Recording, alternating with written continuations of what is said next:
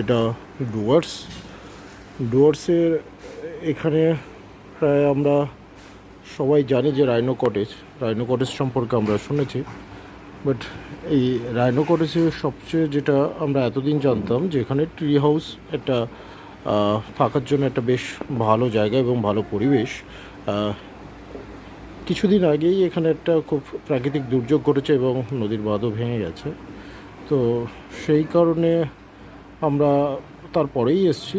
আসার পর দেখতে পেলাম আমাদের এটা ছিল স্কাই ভিস্তা, যেটা নতুন করার কথা, এবং এটা ভালো লাগছে যে আমরা স্কাই ভিস্তাতে ফার্স্ট টাইম আমরা প্রথম উদ্বোধন করলাম স্কাই ভিস্তা, এবং আমাদের যে অভিজ্ঞতা সেটা বেশ ভালোই হলো এবং বেশ সুন্দরই করেছে দেখছি। মানে এত সুন্দর পরিবেশটাও এবং এত প্রাকৃতিক দুর্যোগ, এত সমস্যার মধ্যেও যে এত সুন্দর করে সেটা এরা করবে সেটা আমরা ভাবতেই পারিনি।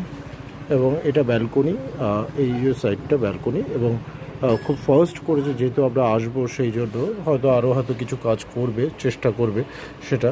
তো সেখানে আমরা মোটামুটি চেষ্টা করছি যে তাড়াতাড়ি বেরিয়ে যাওয়ার।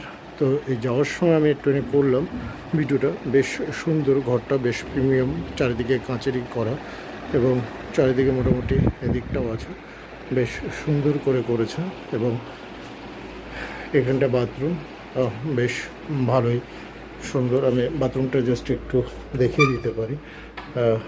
প্রিমিয়াম ফেসিলিটি এবং সমস্ত দিক থেকে যে সমস্ত যা কিছু আছে সমস্ত প্রিমিয়াম, এবং সুন্দর এসি আছে, ফ্রিজ আছে একটি।